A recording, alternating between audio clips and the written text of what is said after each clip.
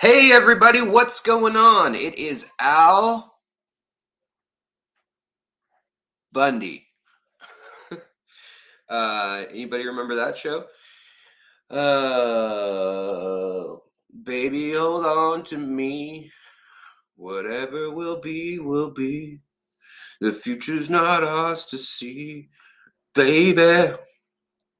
So guys, how's it going? Black Friday. I'm surprised you're not all lined up around the block at Walmart stabbing each other's eyes out with your fingers in order to get like 20% off the flat screens or whatever.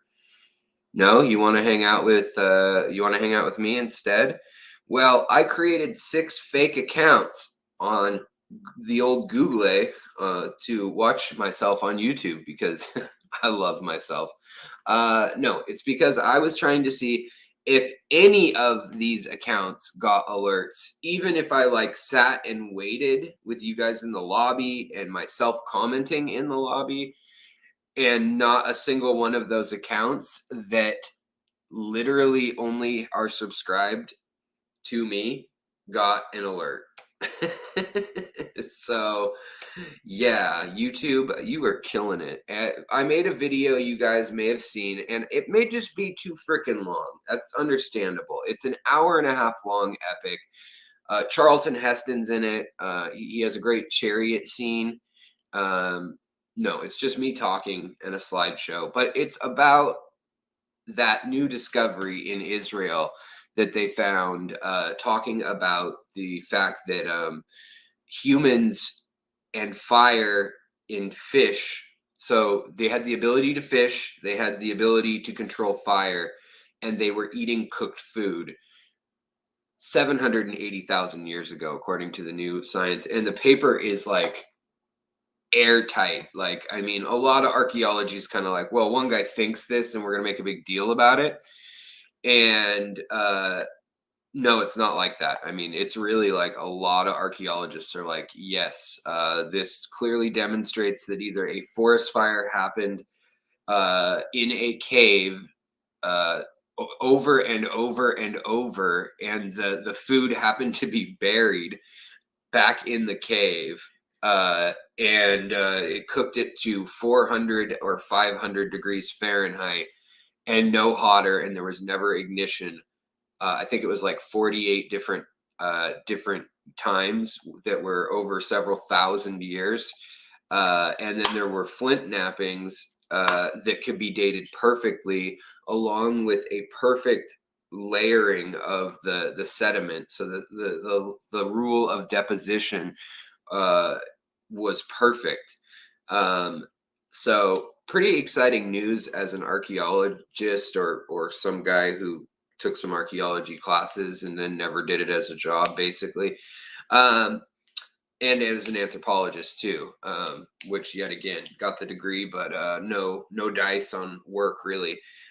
So I'll be going over a couple Black Friday deals. If you guys have any Black Friday deals you want to shout out, go ahead. I'm all about giving the info out if you guys know about some killer deal. Petco's doing buy 3 get 1 bag of substrate. Oh, that is a pretty good deal, especially for stratum. That is 3 bags coming for 75 bucks. That's a killer deal. I'm gonna do that and try their new plant formula too. I saw that. Also Petco, I believe, might be PetSmart, maybe both of them. I don't even know where I am. Could be that they're giving away. They're selling their tanks for 50% off also. So it's like the $1 per gallon sale essentially. Which is great. So yeah. So who all's in here, guys? What are you doing with your Friday? Why aren't you out trampling people at your local mall? I just don't understand. Did you guys think that this would be more entertaining than people climbing all over each other and like fighting over Tickle Me Elmos or whatever's hot this year? Seth Fernandez, I wish I wasn't broke. You and me too, brother. Yeah, we good news though. We did just get back from Ohio, like what, 4 or 5 days ago, And that was just a thrilling trip. I went to one pet store, and then I was on lockdown with my wife for the entire rest of the time. So other than going to get more COVID tests and like Sprite and cold medicine, we didn't do anything. But there was a fireplace, which did make me realize that the fireplace I have in my house that's broken, it's a gas fireplace, that I really want it back, but I don't have the money to fix it. So maybe I'll just start a fire in the center of the living room. We do have hardwood floors. I hear old hardwood burns really well with all the lacquer soaked into it. You work retail, Nancy B. I just finished a full day of Black Friday stuff. I don't care to see other humans in person for the rest of the evening. Yeah, you know, when I worked retail, I hated it all. End of story. No, I liked actually I liked working in the fish store. That was pretty cool. But yeah, so anyway, so when we were in Ohio, speaking about being broke, when we were in Ohio, my wife spent all this money to go surprise her dad, and then she couldn't even give him a hug. That really was lame. And then we were supposed to split the place we stayed with her with others. I'll just say it that way to be nice. And understandably, they didn't want to split the place with us. So it was all ours, which was cool, I guess, but it was all ours.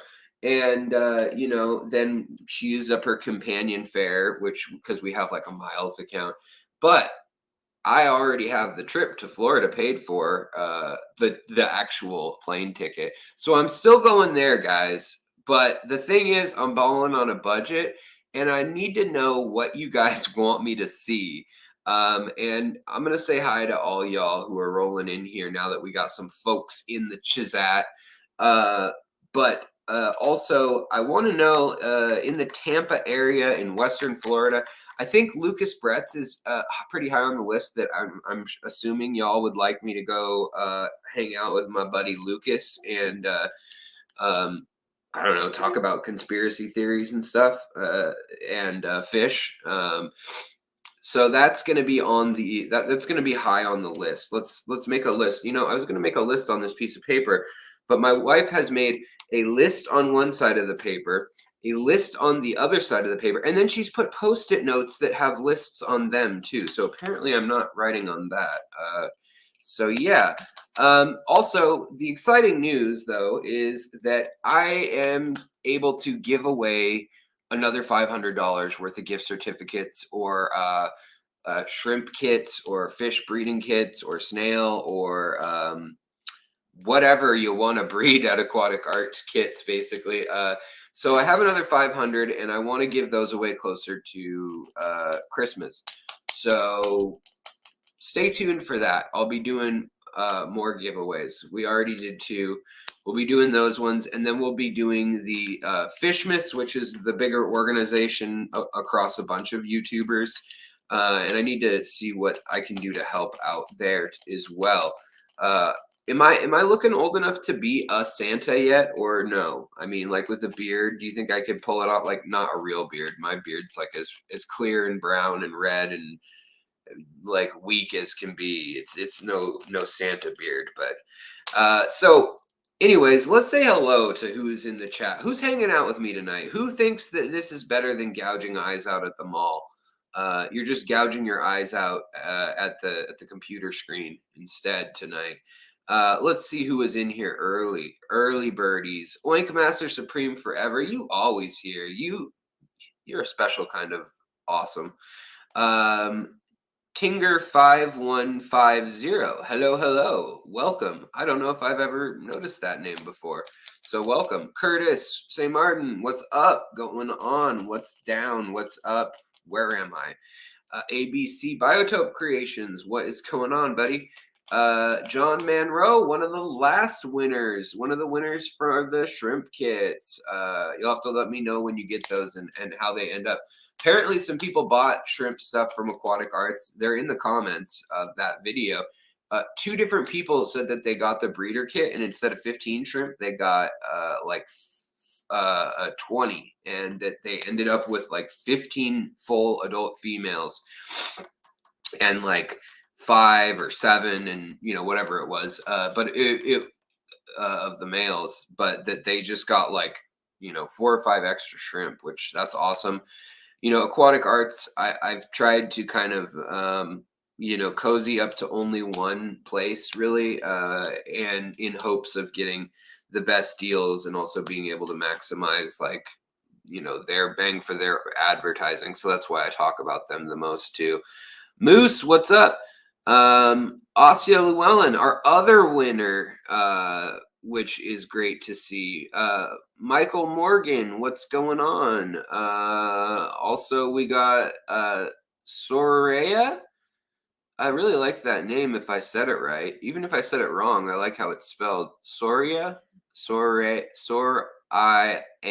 Soraya. I don't know if I'm saying it right, but your last name is Marijuana Mota. What's up? So Linda Worth, hello. I'm not reading anything because I'm a terrible person. Beauty and the Buds, what's going on? Sky Dancer, what's going on? Rob Banks, what's up? Seth, Sketty Nona.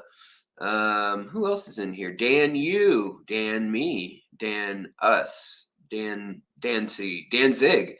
Nancy B in Tennessee, what's going down? Fanaticows, there's another Al Bundy, Al Williamson, Al Fanatical. Eric Hawaii Rock, well, why not Rock? Let's see, who other in here? BJ Palmer, T Tom, what's up? Jeff Kane, always good to see you, sir. And Beta Aquatics, what's up? Hello again. Hello. Sage P. Lindsay, Kara, what's going on? And are we almost back to the current time?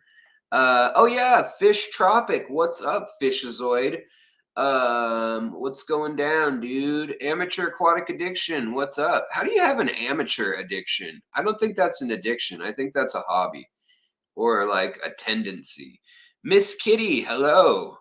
Mick, what is going on, buddy? Good to see you. If I could skip something across the pond to you tonight, I would. I twould. Pennsylvania Fish Preacher, good to see you, buddy. Good to see you. And Chris Howell, good to see you too. Ow. Brandon, what is going down? Still Black Friday shopping. Got it. All right, guys, now I'm caught up. I know who's in here. I can begin the torture session of a 4-hour speech on how electrocarbon dating works. No, actually, that's not going to happen. But I am going to pull up our little chatty poo on here so I can see it in real time. It makes me so sad that it probably makes you guys maybe a little happy, but it makes me sad that nobody gets alerts for the live stream, because we got 53 people in here, and every time I have at least like 3 or 4 dozen comments that are like, hey, didn't catch the stream, and the stream ends up having 1,000 replays, which is actually really high for a stream. So I just feel so bummed that people aren't getting the alerts, and I don't know how to fix it, and I need somebody smarter than me to help me figure out how we can spread the gospel of hang out with us on Fridays at 4:30 or 5, generally speaking. I think we're going to shift it to 5 because 4:30 there's like 7 other YouTube streamers, and I just don't want to trample on their sample, don't want to stomp on their romp. Let's see, Fishery, do you post to the Facebook group? Hey, you're using the @Fishery, nice. Yeah, so actually you can get at me with the @Fishery. I got it. It's not Fishery 101. It's not fishery.com or Fishery 1972 or anything like that. It's just @Fishery. So now you don't have to type out the secret history living in your aquarium. You can just say @Fishery and I will see your question. Hey, I like the sound of that typing. I'm sure it sounded like but it says smash that like thumbs up. Yeah, smash it. Break your thumb off. Um I appreciate that, guys. What's up, Jerome? Fishery guy. I like it. Yeah, yeah. Well, I've got Rob to thank for that. So he is a magician. Curtis says he got a 30-minute warning on my stream. Curtis, you are a mensch. Thank you so much for that information. I'm glad you heard about the epic event that is me doing this twice a week. Not maybe that's not so epic. Maybe that's why nobody hears about it, is because I do it too much. But what I was saying is, if you guys have any questions about life, you know, it doesn't need to be about fish. I'm just desperate now. I just want somebody to talk to. So I'm glad you guys are here. Here we go. Here's a question. We're gonna start digging through questions. Do you recommend putting emerald dwarf rasboras or danios? Those are the erythromycron, not to be confused with erythromycin, which is an antibiotic. But the danio with neocaridina. Yeah, they're a little nippy. They do. I mean, they're okay with adult shrimp. They're not going to be able to eat them, but they will eat the babies pretty ruthlessly. I've noticed that they do that. But I do love them as a fish. That being said, they go with CPDs very well. So the Celestial Pearl Danios or the Danio marginatus. Those and the Celestial those and so for a while they called them emerald dwarf rasboras, then they were calling them emerald galaxy rasboras, but then there was the celestial pearl, and there's two like galaxy things and they come from the same area. So those things actually have very confusing names around the world. Oink Master, he got a 30-minute alert too. Awesome. And so did well, so maybe the people that are here got the alert. That would make sense, right? All right. Moose, you got a question. Squirrel has an answer for you. Any advice on nanofish to eat hydra in a 10-gallon with pea puffer and sparkling gouramis? Well, honestly, if you didn't feed the sparkling gouramis, they would eat the hell out of those hydra. They would just mash them into little sea anemone dust. The thing is, they're probably eating food because you're feeding them, I would guess, or there's, you know, little ostracods or some sort of seed shrimp that they're eating. And in fact, I have a situation kind of like that in the mini shrimp tank because there's no filtration in it. And also there's no fish in it long term. But what I do is I've been putting the, you know, what actually eats them really well are Somfong rasboras and exclamation point rasboras. The chili rasboras I haven't seen eat as much, but those ones do. Ember tetras seem to. The problem is that anything that's going to eat hydra, because hydra don't taste good to fish. I've watched them eat them, and it's more of like a desperation thing. They also sting the fish's mouth frequently. You can actually watch the little like battle play out where they like get near it and it stings them and they kind of like flinch and then they go back and they'll like eat it all the way when they do that. But there are some fish that like gudgeons, I've seen peacock gudgeons that learn like, oh, I want to eat these, and they seek after them. But man, those can be annoying. Those hydra, they are tricky because if you smush them or something, they're all every arm becomes another nightmare. But yeah, I would say that exclamation point rasboras are probably, or somfong or danionellas or sunda danios, the axelrodi danios, the little blue beautiful ones from Indonesia, well, from the Sunda Islands. Those are probably my best bets and my best advice because they're all like big time little hunters. Baddis too, but Baddis will eat baby shrimp. Now those ones I named are ones that they will eat baby shrimp, but actually they seem to still go after smaller stuff than baby shrimp. So if you can get your baby shrimp in like some moss and like a stone pile or some cholla wood with like some moss and plants over that, then there's probably a pretty good chance that they're gonna survive and do all right. It's not full grown yet. The tank in question is not grown in yet. Yeah, you know, I could actually assume that because Hydra pretty much only take over like within the first 6 months. Usually, they'll spring up trying to find a niche and trying to be the monoculture or the main species that's eating out of the water column, because what they're eating is algae and other, you know, plankton like creatures. And if there's not enough food or biological material for the microscopic food to eat, they won't be able to do that. They won't be able to eat and reach and filter feed.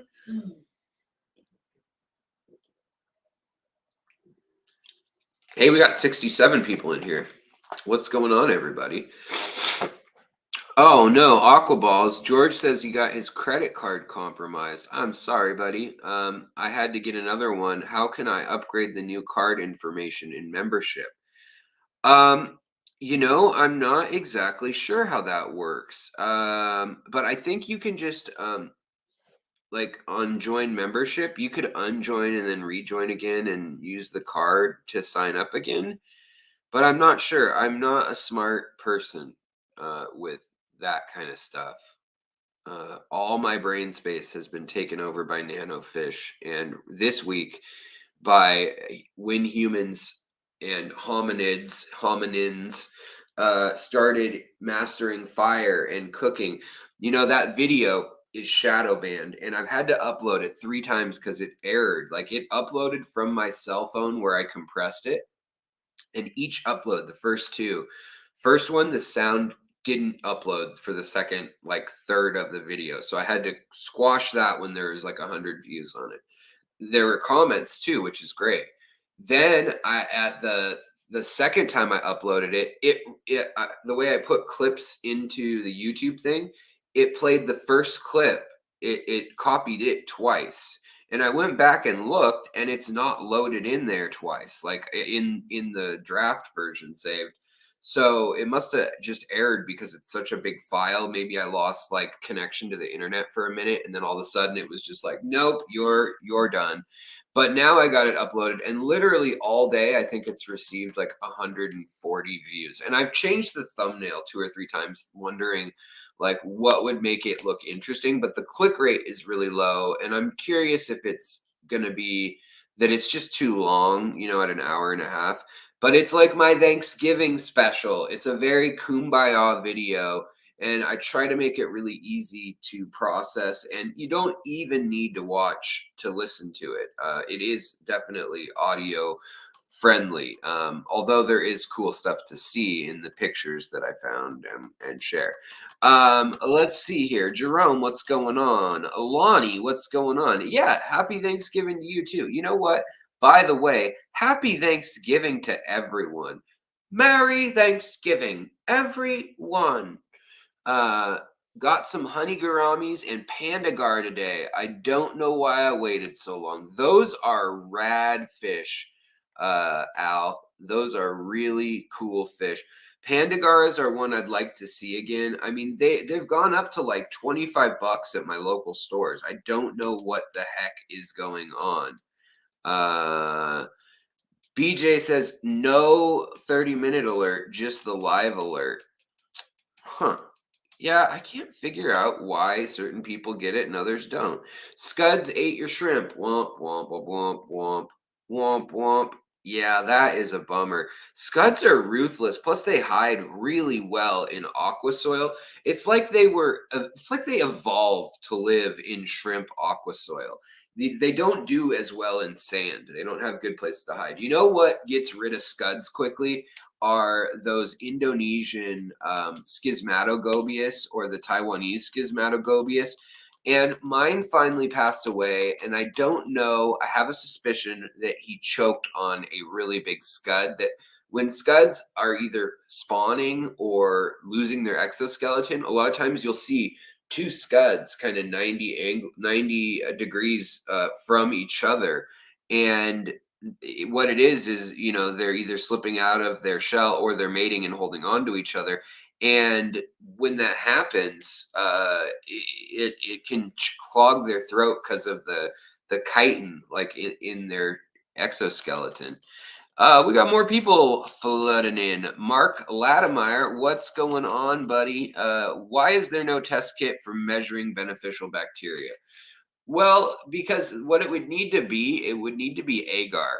And so what you would need is you would need a reagent that reacts to something. So for instance, nitrogen or nitrite, nitrates, nitrite, or ammonia. Well, not ammonia, but something that they make. So for instance, nitrosoma takes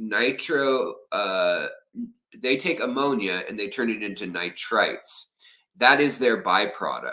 Just like yeast ferments and basically poops and farts CO2 and alcohol, the byproduct of beneficial bacteria, nitrosoma and nitrobacillus, which are kind of broad names for basically those two in the STEP project process, when one turns the ammonia into nitrites, which are still harmful to fish, then the other comes in and then turns the nitrites into nitrates. So when you are testing for your water, you are in fact testing for that bacteria in a roundabout way. And then you can deduce if it's there or not based on if it's being turned into something else. So if your nitrates are going up, you know that the bacteria that turns nitrites into nitrates is doing its job. Nothing else is doing that other than a very slow paced decomposition process.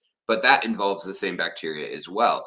Now, the on the other hand, if you wanted to actually see the bacteria, you'd either need a very expensive microscope, and what you would do is you'd culture it with like a swab or a Q-tip, and then you'd put it onto agar or auger, and you would put it in an incubator and you would culture it. And that's what we do with like strep throat or other illnesses and things. And when you do that, then you grow this like kind of gnarly looking colony that looks like little starbursts and made out of fuzz or whatever. So then what you would do is you'd either need a strong microscope or you would need reagents to then test for what they're expelling. And so in the end, you'd be testing for nitrites or nitrates again. It would just be confirming that it's from that strain rather than some other unknown variable in theory. So let's see, but that was a good question. Aquatic Amigo, what's going on? Good to see you in here. Welcome. Vibes Aquatics, good evening. Good evening, everybody. I was just going to try to beat you to the hello, but you're too fast. First Class Fish, what's up? Moose knows a heavily grown aquarium. Oh wait, okay. I'm losing things. Same as YouTube account pay. Oh, thanks, Beauty and the Buds. So, yeah, George, if you go into your YouTube account payments or your account file, apparently you can add a card and then you can select that as for paying.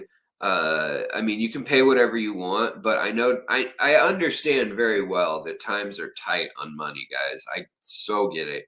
And so it really means a lot that so many of you guys pay $1.99 or even $4.99 or whatever it may be. There isn't really extra perks for paying more. I am really a believer in the philosophy of pay $2. And if everybody did that, it would add up to a ton of money, which would be enough for me to not have to have a day job. Right now, I'm kind of like hunting down some day job stuff. So if you have any graphic design gig work that you would like done, get in contact with me. But I'm kind of looking for something more than just probably people who You know, I probably need to make somewhere like more than $400 on a project. So I'm really not trying to find a project that takes, you know, 10 hours, and I'm kind of doing it as a favor to somebody who's kind of down and out, which I love doing those projects. Don't get me wrong. It's just, I need to like pay the mortgage essentially. So I need to find stuff like that. And I know over time, so many people come to me with things, and I either don't have time when they ask, or, you know, they find someone else or whatever happens and it doesn't click. And then when I'm like, where are all the jobs? It, you know, I'm standing there like an idiot, and I probably should have just written down a list of who's requested things. All right, Fishy Fellow, what's going on? Any experience using CChem root tabs? I have been noticing excessive gas buildup in my substrate, killing my roots.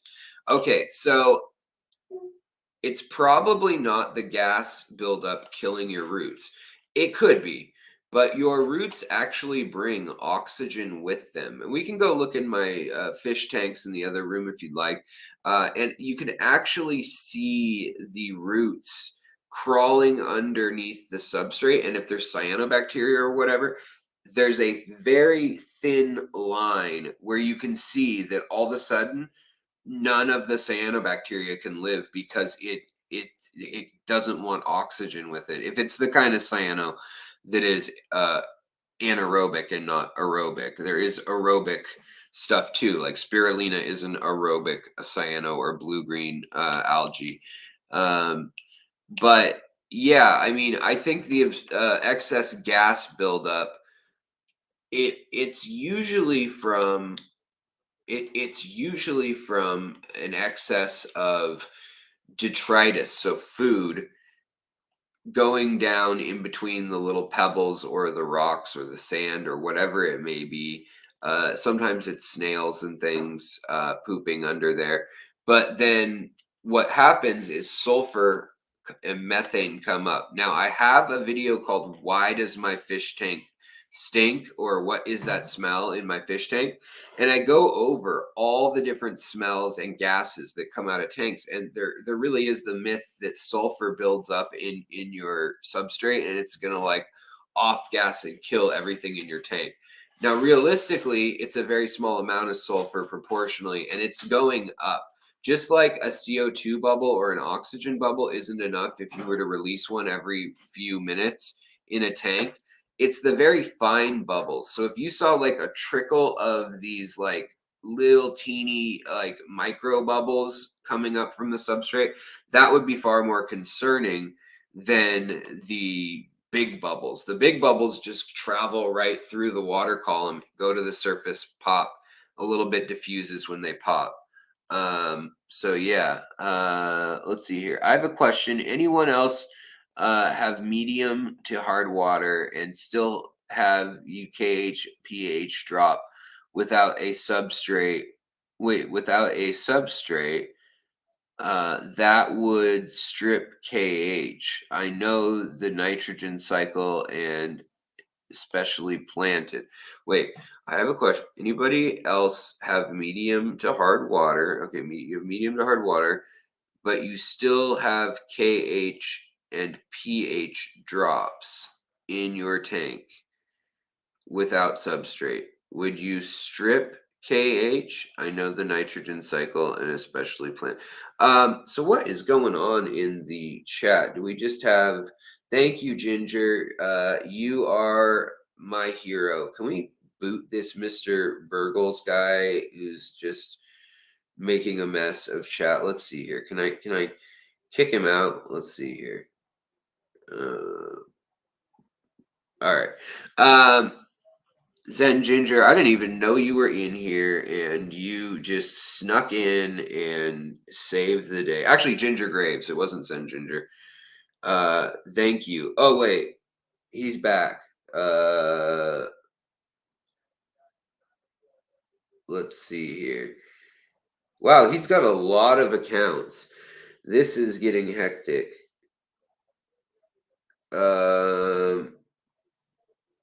Let's see here. Wow, this person is quick. They must have made so many accounts. What can I do here? other than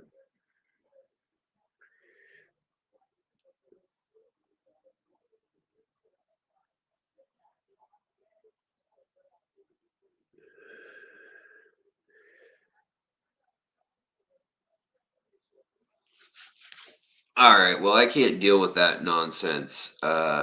He can type all he wants. Mr. Burgles always wins. I mean, that's like whatever. Uh, it's just a waste of his time, unless it's a bot. But I don't think it's a bot. New local Austin, what's going on, buddy? Also, Meg Moore, what's going on? Sometimes I'm convinced that YouTube has it out for niche, really interesting channels.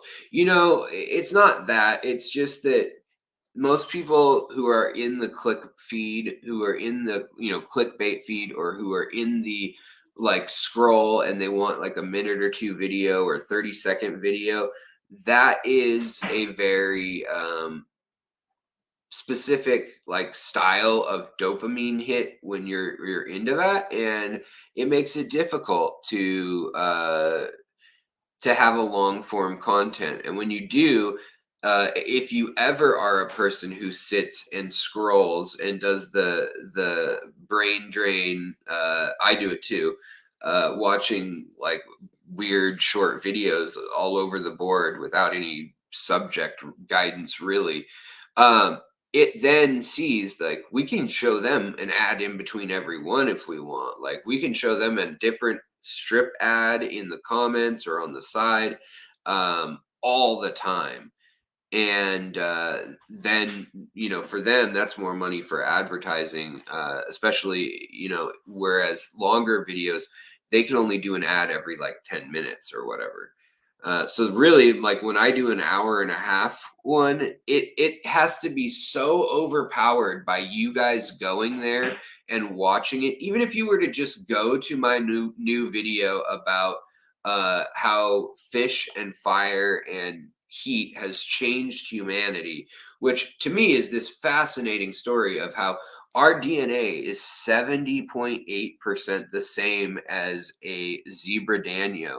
And it turns out that when you look at all the other past human relatives and offshoots of human history, there is a major change at 1.8 million years ago, where one of our common ancestors, that Homo erectus, Homo habilis, Homo heidelbergensis, all these other versions of humanids, hominids, and humanoids, humanish creatures, uh, start growing big brains. And you can chart it out, and now they're finding archaeological sites that prove it was in the Rift Valley, it was in South Africa, and it was in Israel. And these sites where people were people or Neanderthals or Homo erectus, all sorts of Homo egaster, all these different variations of our cousins on the tree of life. They're finding that that is when they mastered fire. That is when they were able to cook food. The other thing is they were able to, before this, we see about 4 million years to 2 million years ago, our past ancestors were eating a lot of raw fish from the Rift Lakes. So literally they were eating cichlids out of Victoria and Tanganyika and Malawi and all those lakes, Turkana and so forth. And they were eating those, and that was giving them the omega-3s, the fatty acids, the omega-6s, and the carotenoids and things that they weren't getting in other parts of their diet. And there, you can either get it there or you can get it from liver meat from large game animals. However, it's much easier to get it from fish because you can catch a few small fish and still get that, rather than having to hunt down a wildebeest or a lion or a freaking hippo, or you take your pick. And it shows that until around a million years ago, our ancestors were not picky on what they were hunting. They show them chopping up everything from wildebeest to elephants to you name it, and the bones are just smashed to pieces, and the bone marrow is clearly been eaten out of those pieces, and basically they are just like very, very roughly smashing with rocks and kind of a hammer stone. Well, what you find later, and also sticks that are chisels, hardwood sticks, African hardwoods, where they would scoop out the center of the bone. And there's certain cut marks that were left by certain tools. And by reacting or replaying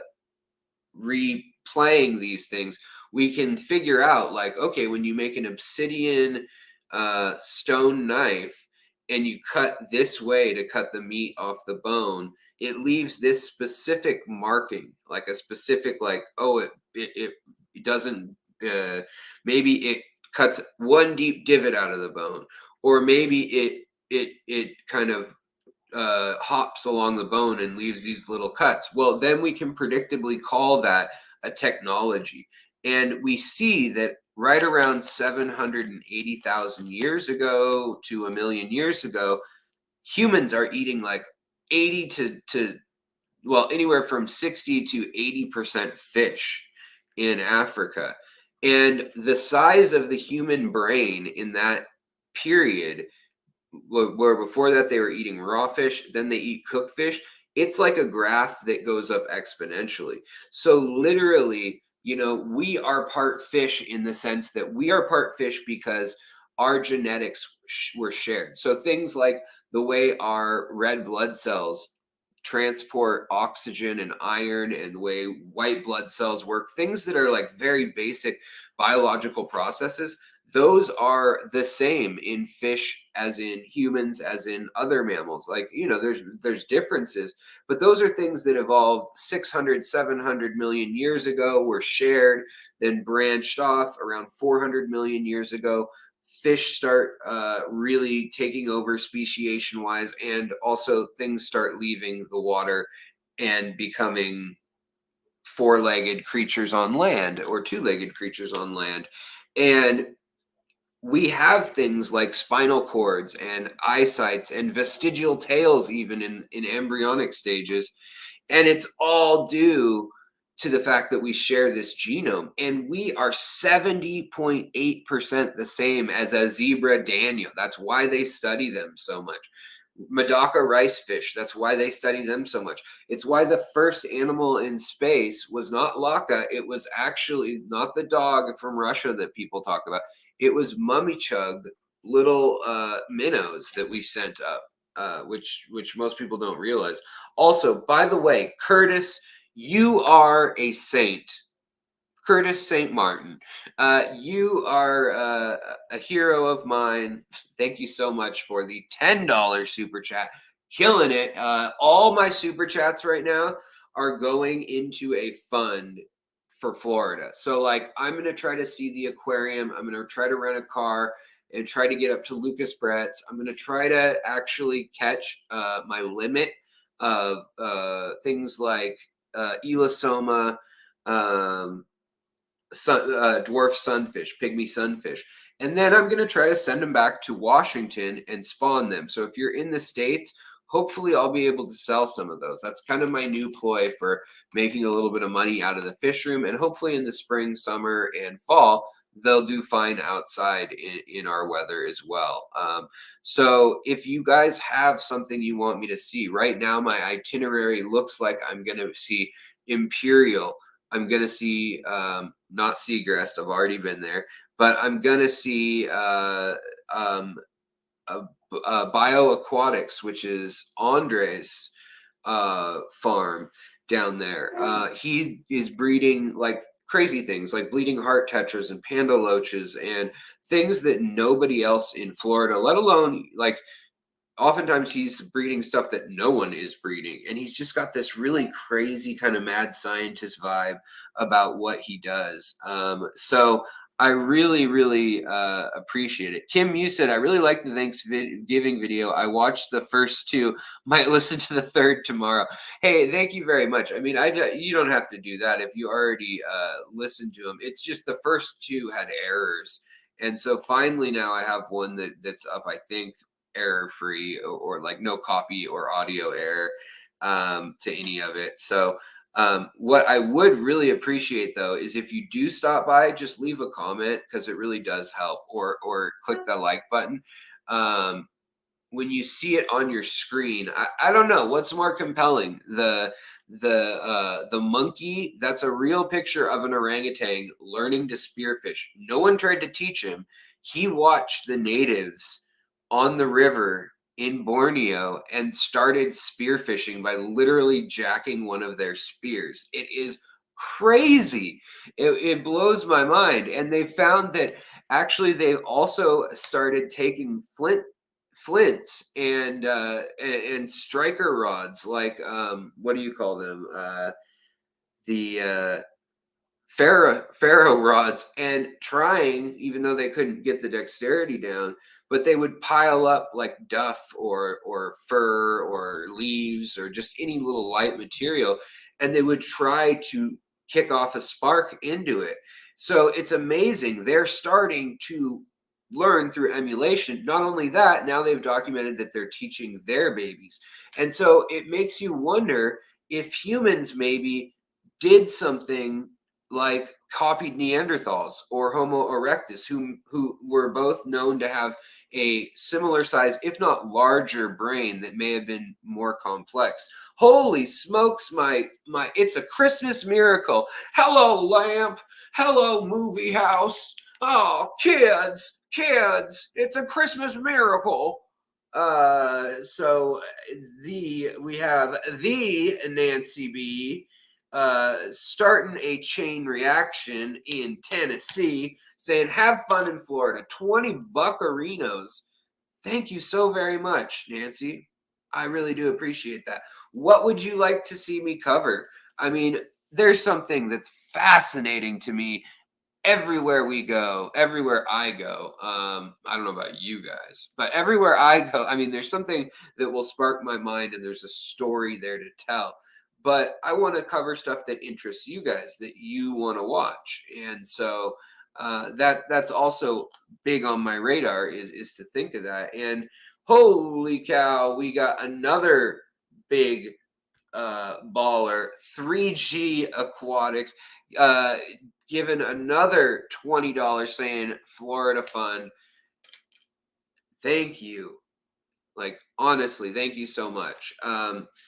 It's such a weird line when you become sort of dependent on how your videos are doing, and you feel like you've gotten kind of like shadow banned by making the content that your channel is like the most niche known for, and then all of a sudden you see like your viewer alert rate and everything like drop down. It's not the click rate, so I can see that it's not less people clicking on the videos when they see them. It's the videos being shown to less people. At least they give you that info, but it's still very frustrating. And so like this time last year, and I don't want to compare super chats from this time last year or whatever, because like 1-to-1, because there was completely different economy and everything. But like, I mean, we were seeing somewhere like $20 to $50 a show. And I was like blown away. And part of that was Alexander Engelhart dropping those hundreds every so often that were, you know, the Engelhart bombs, as everybody called them. But the other thing is this year, and YouTube's changed around the way they do things, and I really don't like a lot of what they've done, but they've also striked 2 of my videos. One is, I say in the title of a video, I had typed out, mushrooms are magical. Check out the shared habitat of these fungi and fish. And they said that I was promoting drug use. And then just simply saying words like that, like there's this weird censoring / like trying to moderate that's going on, that's been going on for years. but they're really walking a weird line. And they've gone back, and what they'll do is they'll flag my videos, and I'll get an email. And it's a video that's been up for 3 years and nobody had a problem with it. Maybe somebody reported it who like hates my guts. They're like, I hate long form content. You'll see, I'm going to make you pay, that kind of thing. Yeah, so then after that, after a few of those, I actually do start really feeling the effects of uh of those kind of shadow ban things, um, which is unfortunate. Holy smokes! Rob is given 5 memberships, you guys. That is a very kind, very, very kind gift. So you guys get to see, go to the community tab if you've never been a member before. Go there and you'll be able to see all the fishery stuff early, as well as a lot more sources. And I'm just begging you to go to the video. Rob also did this. He transferred the PDF that was in Portuguese, and it was beautiful in Portuguese. You just had to go to Google Translate and highlight it and yada yada. He actually saved that as a file, and I saved that as a pinned comment on the last episode of Fishery, or actually it's not this week's, but last week's. And you can download this 365 page PDF. This is the kind of stuff I try to do for members. I also try to do it for everyone. You just don't get the tip off where to look. So you really have to know my content. I'm not guarding it. I'm not paywalling it. I'm just making it very opaque to find unless you know where to look, or you have to hear the one time I mention it on a live stream, which who has time for that? Ain't nobody got time for that. But you can download this, and this is downright a full-fledged book quality thing that talks about the Pantanal in Brazil, and it is freaking beautiful. The shots are incredible. Ivan Mikoji, my friend and the guy I started the Green Earth Alliance with, he's also the co-founder of that alliance. He took a lot of these photos over the last 30 years, and they're going into these areas that are cut off from the rest of the rainforest by the Guianan Shield, which is basically like well, there's a valley, and then there's a big mountain range and some rolling hills, and then it turns into like an upland savanna, like an African, like wheat-colored savanna of tall grass and a few trees here or there, but not much of that, more scrub brush. And then out of nowhere, there's either rivers or there are oases or watering holes that are tied to springs and aquifers, as well as torrential flash flooding in the desert and stuff like that. But they hold like everything that the Amazon rainforest may hold, and specialized species. And they made a fish species of the Pantanal. If you know a lot of fish varieties, like there's like a Geophagus that's Pantanal. There's also like a Ludwigia Pantanal.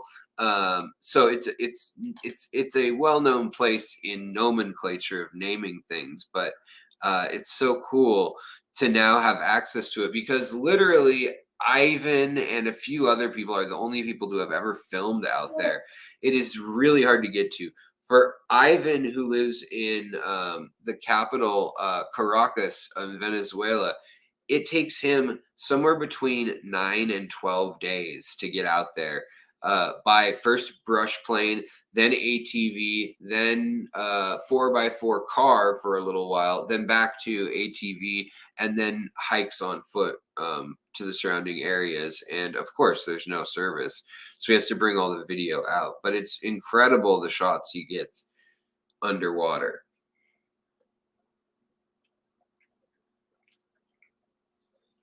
Dr. Pepper, please sponsor me. That's all I'm going to say. You had your chance. You're the ones losing out, guys. Peeps Lost Sheep, always good to see you. Michael Scott. Hello, I have a group of Melanotania parva in my 75-gallon tank, looking incredible. Would love to breed them. Do you have any advice?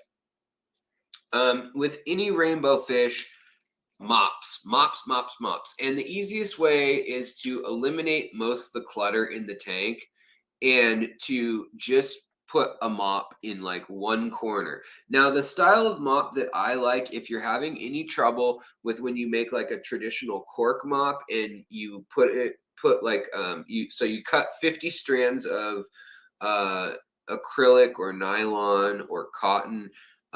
Usually you want the synthetic so it won't rot, but whatever, yarn, you get that craft yarn, and then you put your finger or a pencil or something through in this thing and just twist it so that you've got an eyelet. So you've got a space that you can put a couple fingers through and hold on to, and then tie a knot in the middle so those 50 strands become 100 strands hanging down. And then if the fish aren't coming to that naturally first thing in the morning to spawn, that's when they tend to do that. Then what you can do is you can make another version of it where you actually take a rubber band or a piece of string or whatever, and you tie the mop lower down. So there's still a fringe at the bottom, but there is a little chamber almost that's kind of fat because it's bulged out on the sides, and the fish can wiggle in there, and it's almost like a little void in there. And a lot of them like that kind of cave-like space, or it kind of reminds them of like maybe a cane or a reed on the water that has a crack in it, and they would like lay their eggs in there to hide them and feel secure. So there's that. I think that's one thing I would say. Water change, water change, water change, live food. Those are also very important with most of the rainbow fish I've ever bred, even the easy ones. That's what I find. Miss Kitty, any tips on breeding killifish? You know, honestly, I am not the right person. I wish I was. I'm just not right for you. You're just gonna have to. It's not you, it's me. Um, and you know, I have bred a few killifish. Least killifish don't count; those are live bears. But I have bred a lot of those. But you know, I've bred top minnows more so than true seasonal killifish and things like that. I would highly suggest checking out the AKA. I think their dues are like 10 or 20 bucks, and you get like a starter kit of some eggs of some incredible killifish usually to start with and to play with. And then you just need like coconut fiber or sphagnum moss or anything like that, and that will give you a great start to start understanding how to do this. And there's people that will mail you stuff and they'll trade you eggs, and they'll come in like little Tupperware things with like a wet paper towel around them or maybe some moss. And they're really fascinating, but I just don't know off the top of my head, like even where to find most of those in stores. The seasonal ones are very clicky. Like you have to know somebody that is into keeping them, because a lot of them only live 3 to 6 months. They spawn and then they die. The ephemeral nature of them is very attractive to some people and very frustrating to others. Let's see here, Rob. I like it being $1.99 because even if I'm super poor during the renewal date, let's see here. Hopefully I won't miss a beat. A cup of coffee or the secret history, living in your aquarium, easy decision. You know, that's what I'm hoping for, because you know, I feel like you got to put enough pressure on folks of like, hey guys, remember to support the channel, hit the like, hit the thumbs up, do the things. And that helps remind folks, but you know, I also don't like being the guy who harps on it. But I also, you guys are my friends, and so a lot of my troubles are money related, in the sense of just like, man, I wish we could do this, but we just can't quite do it. And you know, you guys are the people that I vent to because you are my real friends. So I'm sorry if that's that way, and just tell me to shut up. Just say, Alex, move on, shut up if I'm being annoying. I'm just trying to be myself.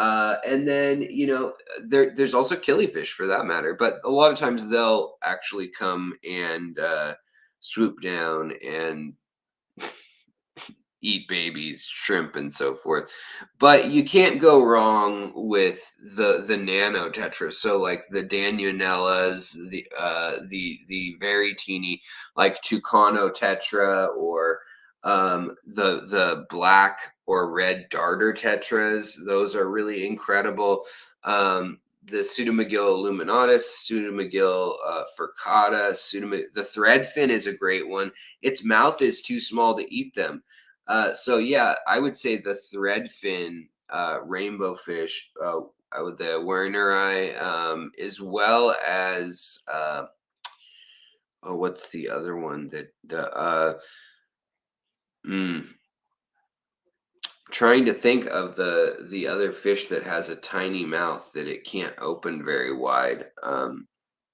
Like pipefish, that's another one. Even though those get bigger, I mean, they're really cool. But you got a lot of options. I mean, I would stay away from like the Batis and the sparkling gouramis and stuff. They tend to cause trouble. Get something that schools with itself. The Axelrod Danios, the Sunda Danios. They're great in that they've got beautiful colors. Here, let's pull those up really quick. Sunda Danio.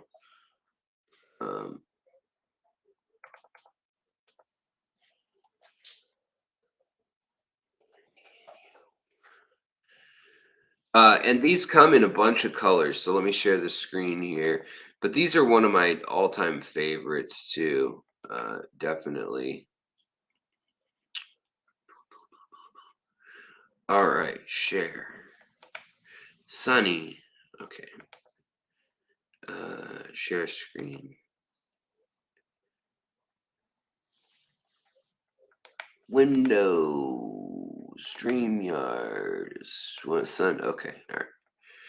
I wish StreamYard was quicker with these cues on like switching things over, but it makes it so bumpy. And I know Jess on the Aquatic Morning Show also, you know, sometimes it can fluster you or it can make things look less professional, but really it's just kind of a pain, and you kind of have to click a thing and then turn another thing up or down or on or off before you can get into the proper place. But Sunda Danios are absolutely beautiful.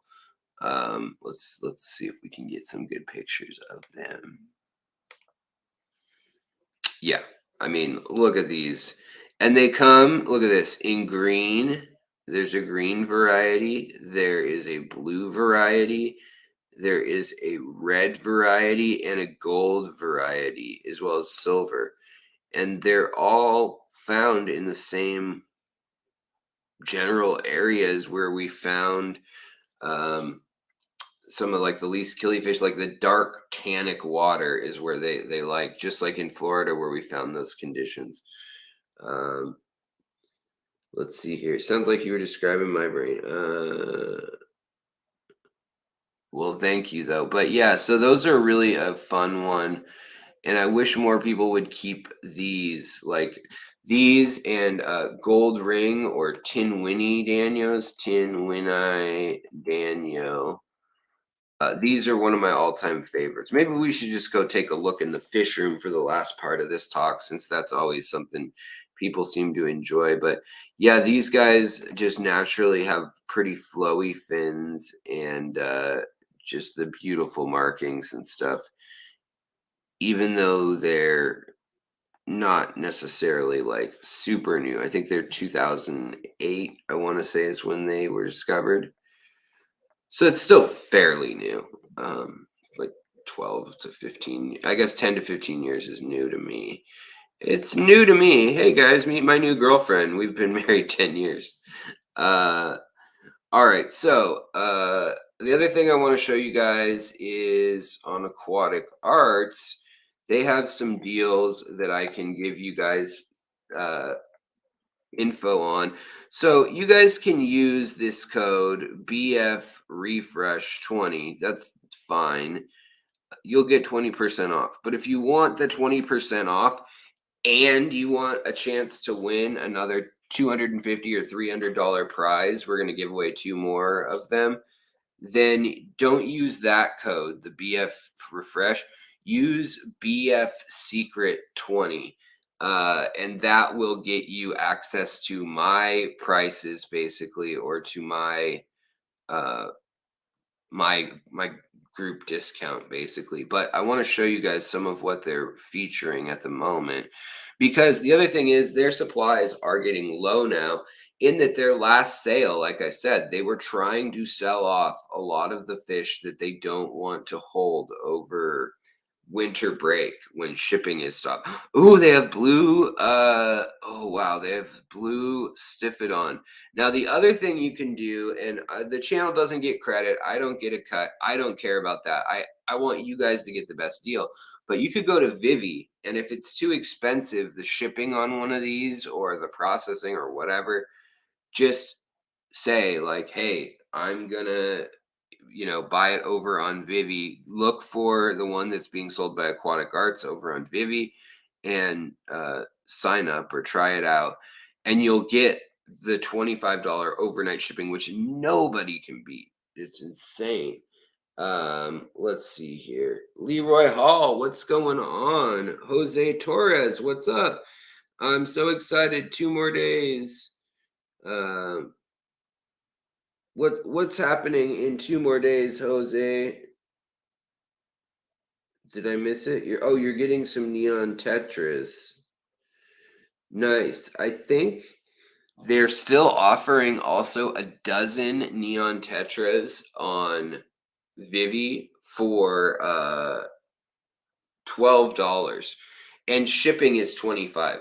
So what is that? That's $37 for 12 adult neon tetras, or cardinal tetras maybe.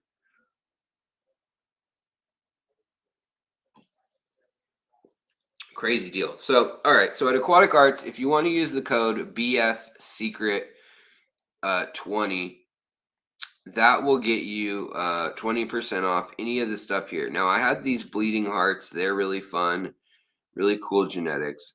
These dwarf neon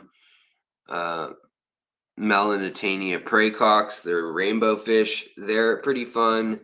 They're easy to breed, definitely easy to breed, and I like setting them up in a 5 or 10 gallon. Honestly, same with the Medaka rice fish, super cool fish.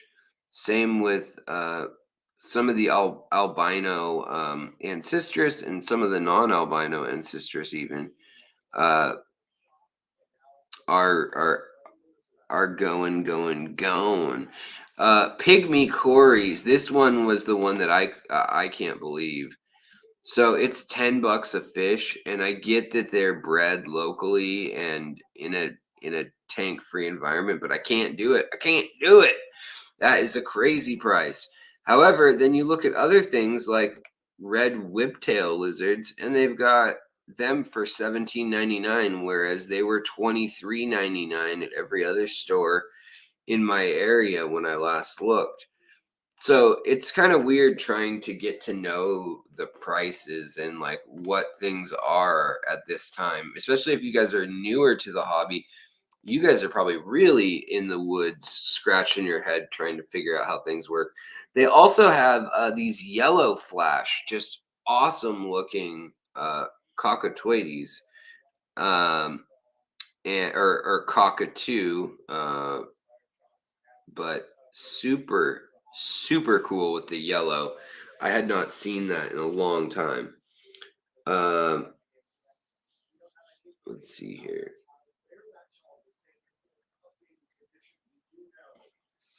Looking at your questions, guys. Whatever I pick up took a while to manifest. Oh, you guys got it under control. I take medicinal painkiller versus Judas Priest. Okay, I don't know what that means.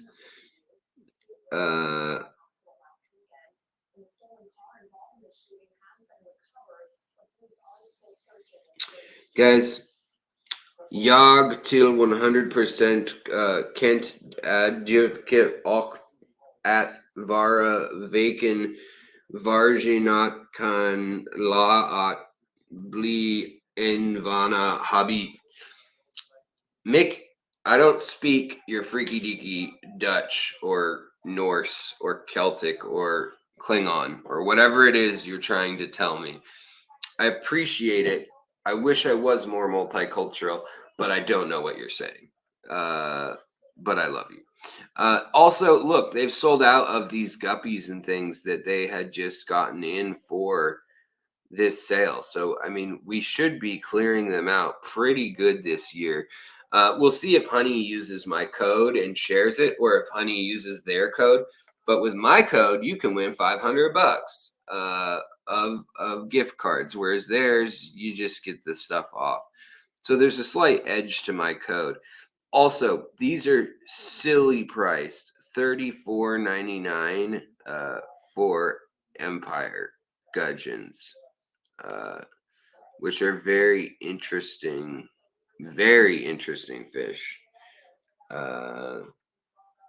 Speaking Jägermeister, with my code, you may go to jail. Yeah, you don't want to be using those cheat codes in real life, guys. So what I was going to say, though, is they've still got some stuff like these Oscars and Beischers and things that are on pretty crazy sale. Like, oh, wow, these are $14.99 now for the yellow flash dwarf cichlid. I bet they look even more incredible in person, too. That's one that I just feel like in my gut that it may not, but I think it does.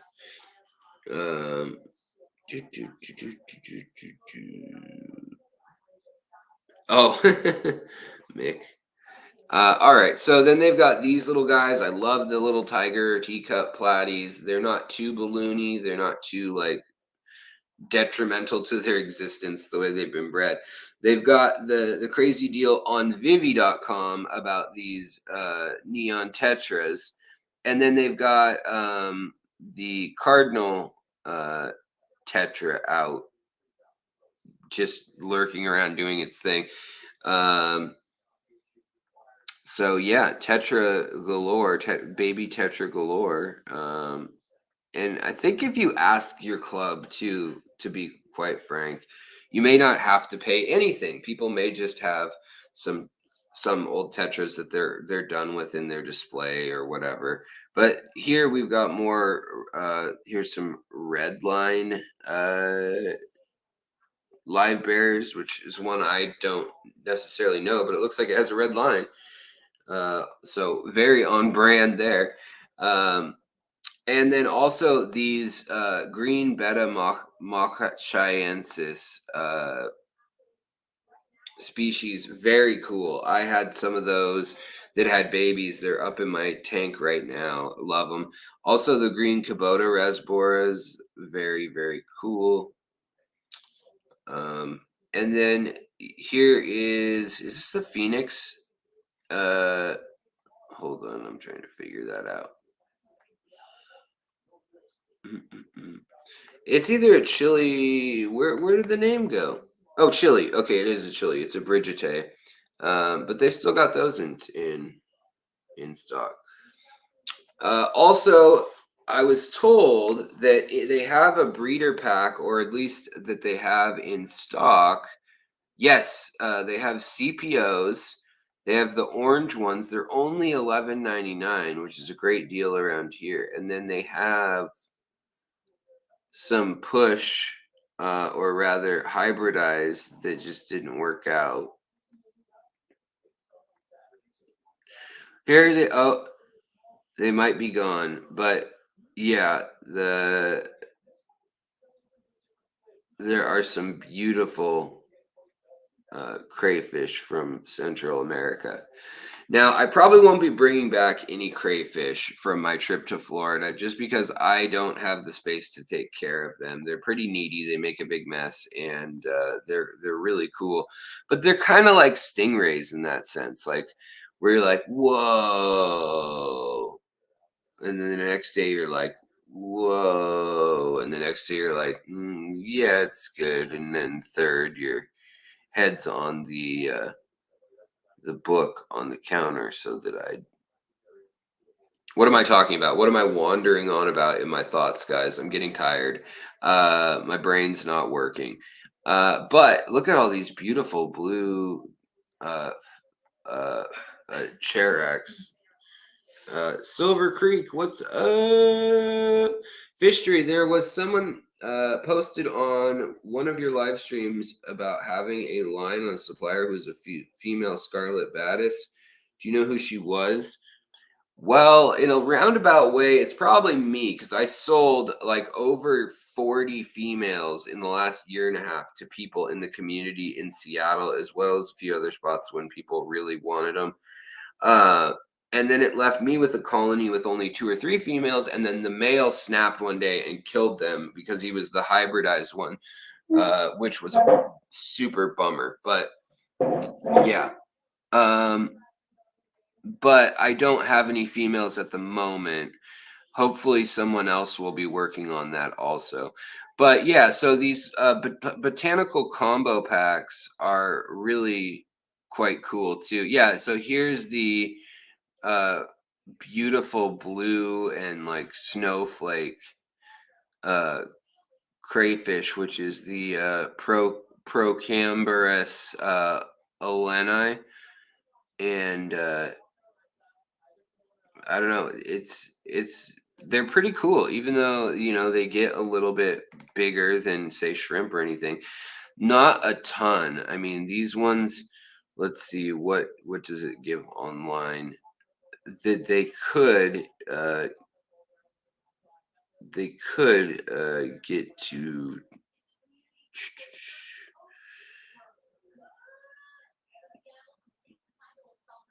10. Is that right? 10 centimeters, 4 inches. Yeah, okay, that makes sense. All right, gotta bounce somebody again.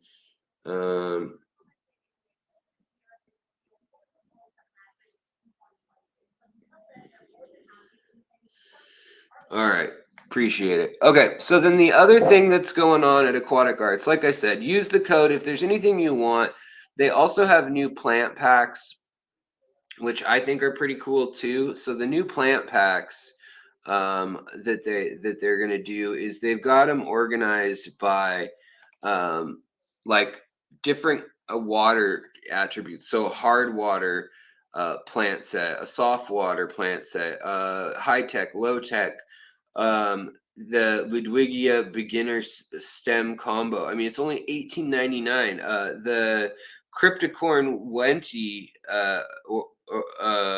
color combo pack. So it's got the green, it's got the brown, and it's got the red, and all the different like colors of these, they bloom really nicely, or not bloom, but like they color up very nicely. I think it's pretty cool. And they're cheap, $16.99 for 3 plants that are super rooted. And usually they give us viewers of the channel some pretty premium quality stuff, as well as dedication to resources for this stuff. So if we go back to plants, do they have more of the kits? I don't know how to search. Anyways, I think if you go over to home or store, and on mobile it was easier. Stem plants, terrarium pond plants, loose plants. Maybe it's under loose plants. Let's see. Oh yeah, so then they've got like undulata crypt. They've got different kinds. They've got a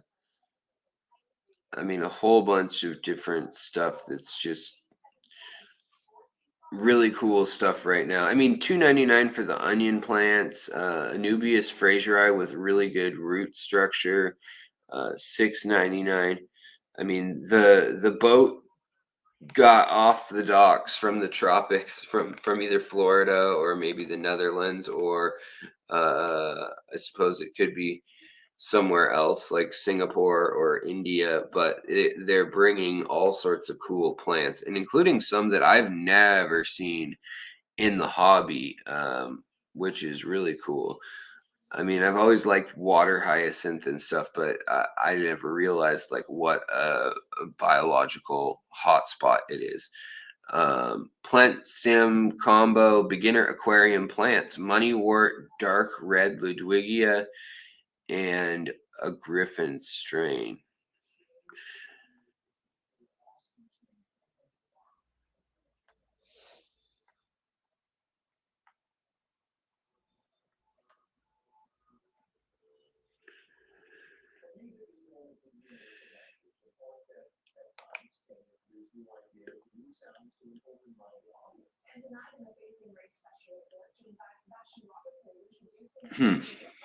I was looking, guys, for the Christmas shirt too, because they're doing pre-orders, and it was sent in the newsletter. But sales specials, maybe doorbusters on sale, special offers and discounts, maybe. Let's give that a go. And guys, you guys have been great tonight. I really appreciate it. Adopt. Yeah, so another thing about aquatic arts that I always forget, but is if you adopt a pet, here's the terms, but you adopt a homeless pet or volunteer at an animal shelter, you can receive $50 store credit, free of charge, no strings attached to anything at Aquatic Arts, which I think is super awesome. Same with teachers. They give them $150 plus 50% off. And they don't really, I don't know, they don't really promote it or you know, say enough about it, because it's a really cool thing that they're encouraging the whole Bob Barker, like, hey, spay and neuter your pets. Hey, I'm making him sound like Rodney Dangerfield for some reason. But the other thing that I was gonna look for is bling, not that.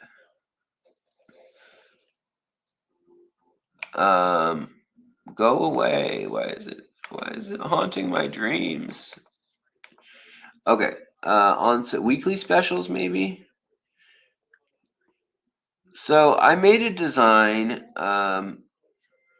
for about the holidays and Christmas, and they want to do shirts and see if anybody's interested, and then they're going to donate the shirts to a good cause. So to whatever cause we basically decide on, they're going to donate to that. So we were trying to think about, like, do we want to do a homeless, like small shelter type thing, or do we want to do preservation of animal habitat, or do we want to do funding research, or do we want to give it to a uh, nonprofit that's set up to patrol an area but they don't have the funding, et cetera, et cetera. And we'll end up doing that with the shirts. But let me show you real quick. I had an initial design that I had come up with, that you guys may have seen. Let me get this back to StreamYard. But I know they sent it out in the newsletter too. So let us make this large again. I'm back in the New York groove. Do, do, do, do, do, do. I don't know. Can you guys see this? So this is a little mystery snail, and he's being pulled by the little reindeer shrimp with a little Rudolph nose. And or I said that kind of backwards, but a Rudolph or a Pinocchio shrimp as a reindeer, but he's got that nose that the Pinocchio and Rudolph. Why is this? There we go. And then it says, ho ho ho, or H2O, H2O, H2O. Anyways, it's just kind of silly, but that was my original concept. And now they've got, I can show you what it ended up look like. They took it to their designers and they kind of redid it a bit and ended up with a different iteration of it. And I'm kind of curious which iteration you guys would like better. Um, let's see here. Let me find the version that they were excited about.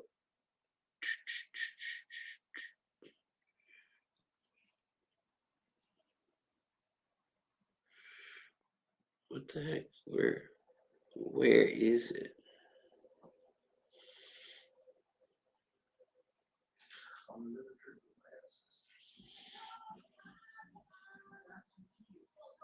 By the way, did anybody see the movie? What was that movie called? Nope. What a strange movie, but it was interesting. Kind of a sci-fi horror movie, suspense movie. It's got the Jordan Peele, I think wrote it, but very interesting. I liked it. Man, what in the heck? Where is this version that I can share with you guys? The other thing is, I'm kind of curious if you guys, how many people would want this art, which is basically my little the artwork I did for the Amazon Aquaculture Research Center. I invented little characters for their uh, children's or hip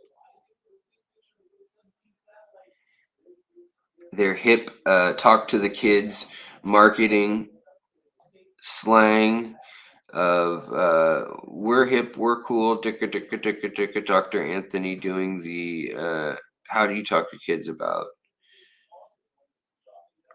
all the issues related. Let's see here. Strange movies, Borat, Bruno. Yeah, I saw advertised. Is it worth a watch? Yeah, it was worth a watch, I guess. Guys, my brain is not working at all tonight now. Let's see here. Where the heck is it? I can't find the little sweater, and I can't find it on the aquatic. Actually, maybe I can search um, t-shirt pre-order, because what they're doing is they want to see how many people want it before they place the order for a ridiculous amount. But uh, they're kind of seeing how it plays out. So let's do t-shirt design.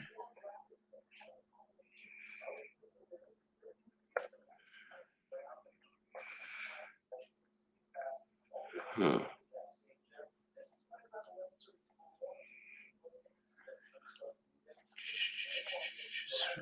Exotic foods, decor, rocks, cards.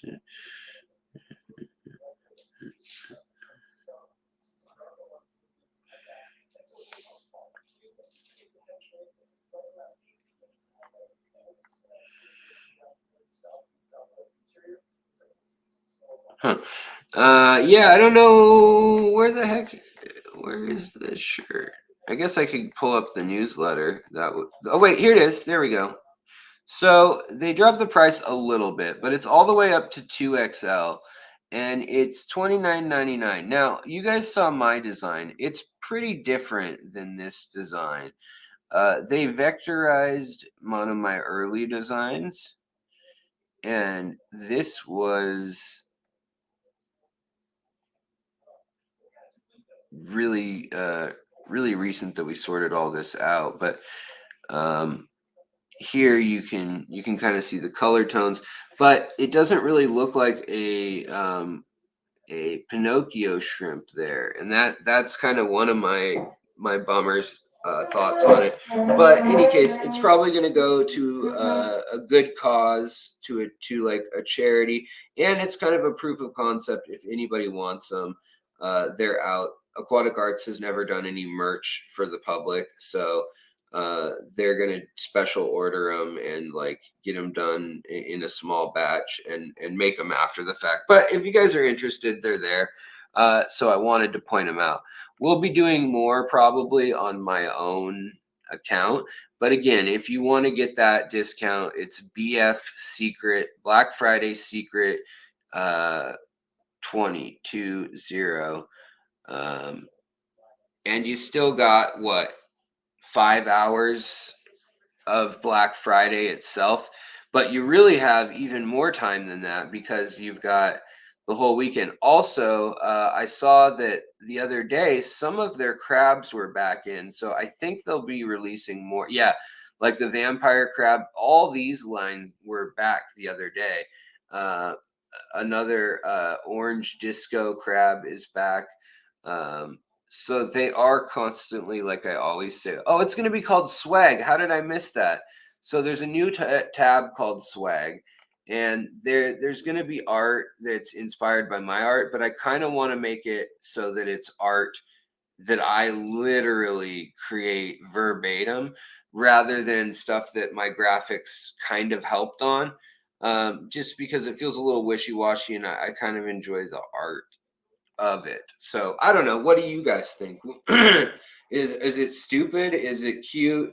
I, for some reason, I don't like Merry Shrimpmas as the saying. I like the one that's happy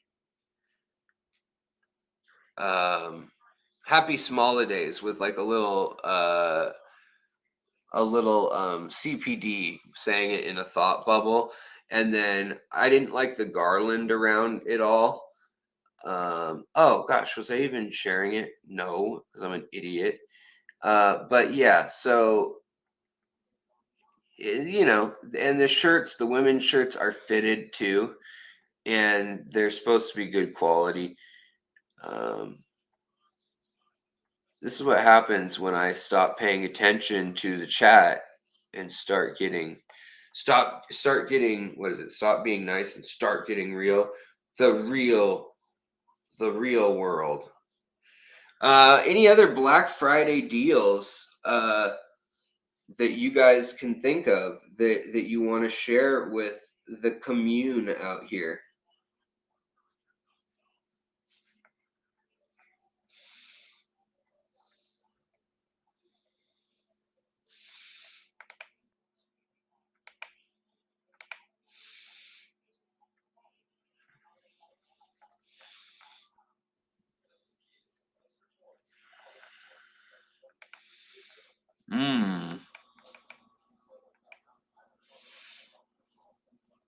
Jose, what part of Florida are you in?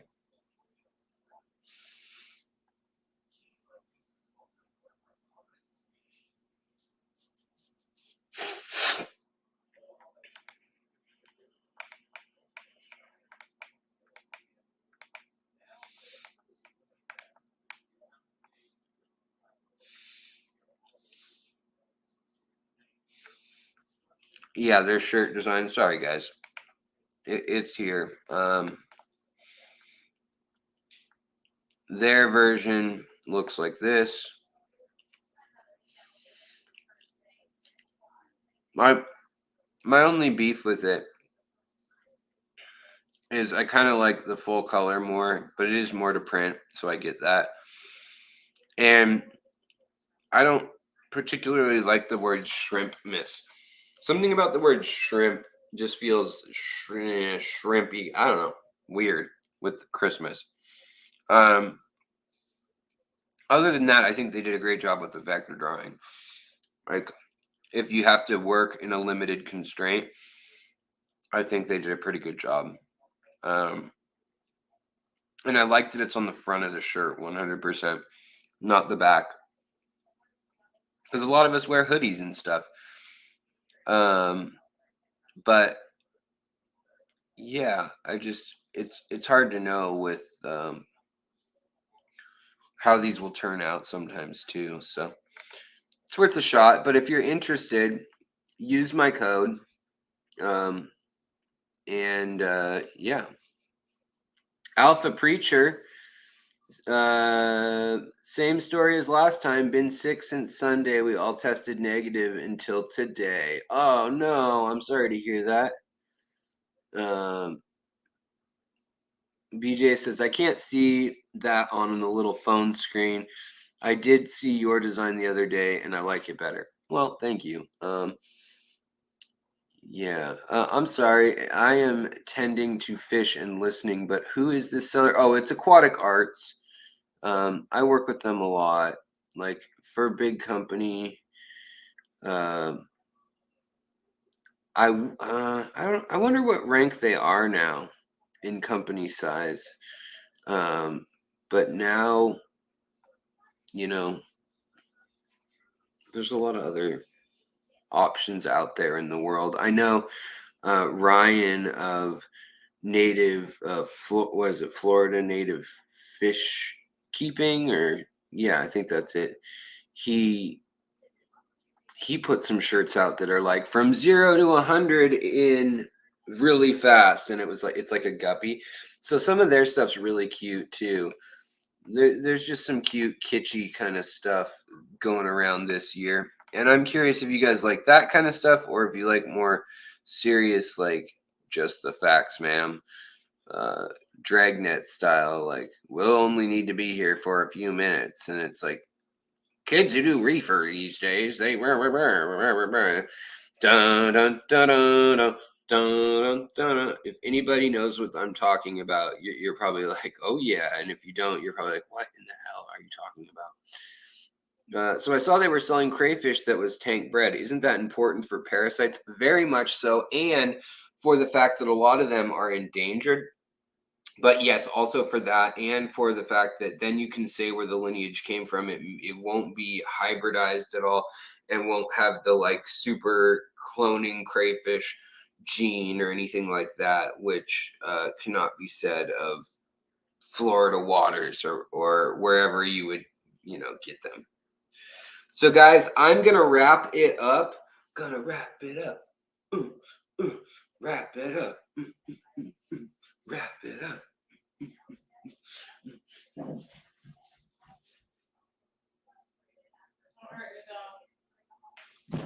Wrap it up. Thanks for the time. Yeah, you didn't say a good time. You said thanks for the time, and that's correct. That's very correct. No fish room. You know what, guys? I will stream over the weekend and show you my fish room, because I got to get it prepped for Florida. I leave on really late on the 3rd, kind of. But yeah, I mean, there's not a whole lot new going in there other than the tank cleaning up more and some of my hunchback lamias that I got from Peplin and Foxy Aquatics. But you know what, you guys? I'm sorry I was complaining a little bit about like my itinerary and like money and stuff. I didn't mean to do. I didn't mean to.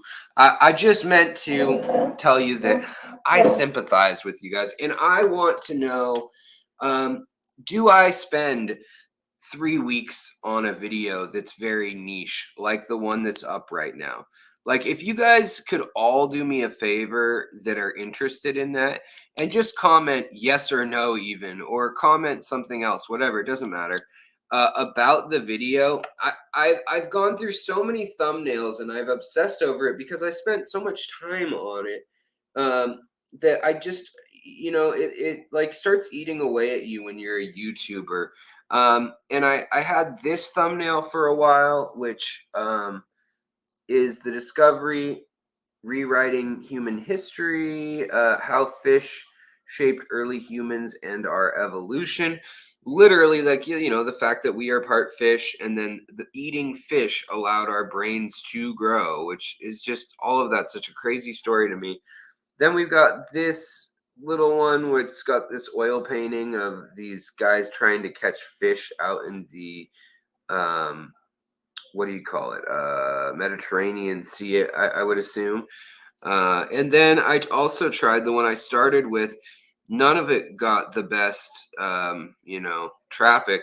Oh, and then I did this one because we talk about in that video how orangutans have learned to spearfish and hunt. And so some people are saying that some people are saying that the orangutan, you know, they're trying to start fire, they're trying to spear things, and maybe their brains are growing too, so maybe they are starting their own stone age.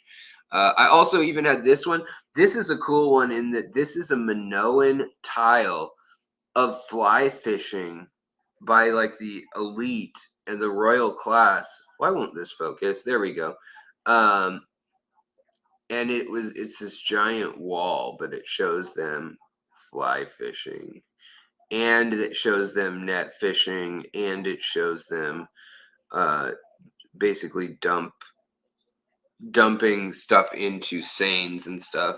Then the last one, like I told you, I went overboard. The last one had me, and you know, they say when you have a face on a thumbnail, it does better. But it's just a picture of me when I was in Florida looking adoringly at some birds. So I don't know how enticing it is anyways. There's no like, oh, I'm so shocked face or anything. Why won't this focus? Focus, focus, focus, focus. There we go. Incredible story of how fish shaped human history. So let me know which one you think you wanted. Fishtory, the longer the video went, the better it got. Well, thank you very much, Curtis. I do appreciate that. You know, it's just, especially with the upload errors, that one, it's interesting. It makes it, I don't know, tricky. I love the long videos, but honestly, I never even notice the thumbnails. I just click. Yeah, I understand that. Fishtory, you like the Minoan tile? I know. I think that's awesome. It's just like without being able to tell the story of that, it's hard. Yeah, I think I've got the orangutan right now, and I feel like kids. Do they even know what I'm alluding to with these thumbnails and some of them? I don't know. Whatever. That's not my problem to worry about. Future, when you work on a long form edit video, you should upload it unlist to members early so they can give you feedback in case the video has glitches.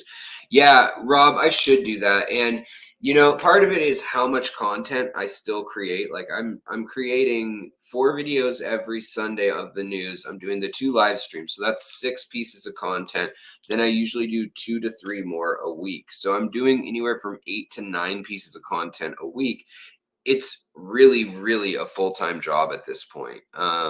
And obviously that isn't sustainable lifelong or whatever. I'm just really trying to get the channel to like 50,000 subscribers, somewhere where the ad money would actually maybe be 2,000 a month before taxes that I could rely on, would make me feel so much safer with all the medical conditions, all the other issues that come up in my life, just being me. But I agree, maybe I should start the early release. And to members, I agree.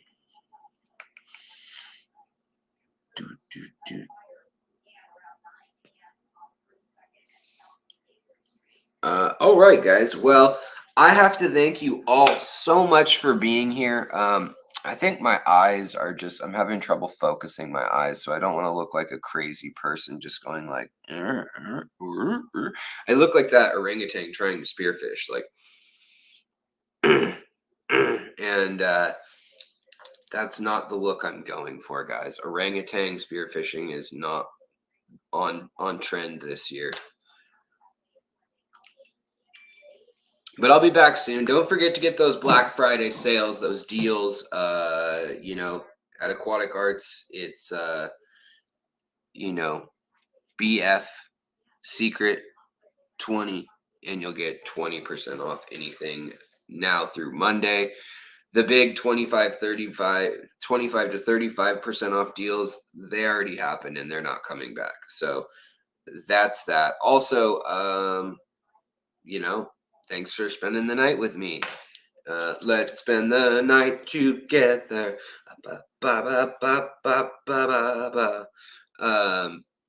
And also, yeah, no, just appreciate you guys hanging out and giving me feedback, asking questions, hanging out, doing what's that? Temptation. Dun, dun, dun, dun, dun, dun, dun, dun, dun, dun, dun.